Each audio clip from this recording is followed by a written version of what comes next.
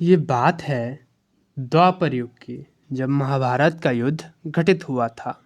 तो जब महाभारत के युद्ध में कर्ण और अर्जुन एक दूसरे से युद्ध कर रहे थे, तो जब अर्जुन कर्ण के रथ की ओर तीर चलाते थे तो कर्ण का रथ 15 योजन, 18 योजन, यहाँ तक कि कभी कभी 20-20 योजन दूर जाकर गिरता था। और जब कर्ण अर्जुन के रथ की ओर तीर चलाते थे तो रथ मात्र 2-3 योजन दूर ही जाकर गिरता था।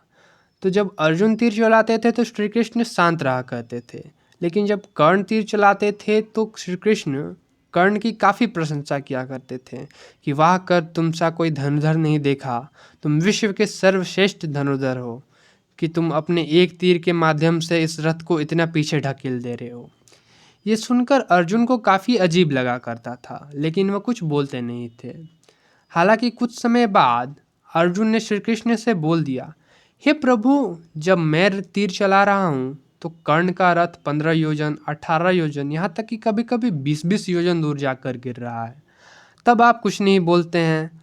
और जब कर्ण तीर चलाता है तो हमारा रथ तो केवल 2-3 योजन ही दूर जाकर गिरता है, फिर भी आप उसकी इतनी प्रशंसा क्यों करते हैं? आप तो युद्ध में मेरे तरफ है ना कि कर्ण की तरफ।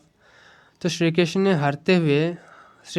हंसते हुए काफ़ी सरलता से जवाब दिया कि कर्ण, अंगराज कर्ण के रथ में है ही क्या, 4 घोड़े, स्वयं वो सारथी और एक लकड़ी का ढांचा। तुम्हारे रथ पर स्वयं हनुमान जी ध्वजा में स्थापित है और तीनों लोगों का भार लिए मैं स्वयं श्री कृष्ण तुम्हारे रथ पे बैठा हुआ हूँ। फिर भी उस योद्धा में इतना सामर्थ्य है कि वो एक तीर के माध्यम से तुम्हारे रथ को 2 योजन और 3 योजन दूर फेंक सकता है। तो तुम समझ लो कितना बड़ा योद्धा है।